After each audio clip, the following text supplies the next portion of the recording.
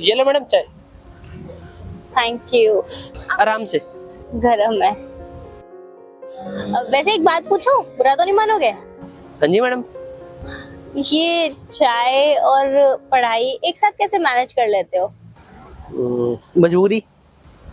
मजबूरी, लेकिन फिर भी एक साथ कैसे? बस मैडम, लाइफ के ऐसे पॉइंट पे हूँ, ना तो सिर्फ ये काम कर सकता हूँ और ना ही सिर्फ पढ़ाई, क्योंकि पढ़ाई के लिए चाहिए पैसे और पैसे के लिए पढ़ाई। बात काफी बड़ी की है तुमने।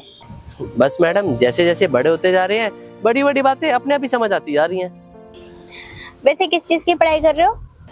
कर तो मैं IRS की तैयारी रहा हूँ, बाकी देखो कहीं ना कहीं तो कुछ लग ही जाऊंगा। कहीं क्यों, IRS ही लगेगी जब इतनी मेहनत कर रहे हो तो। चलो देखते हैं, बाकी आपकी ये बात भी ध्यान रहेगी हमेशा। बातें बहुत अच्छी करते हो तुम। चाय भी अच्छी बनाता हूँ।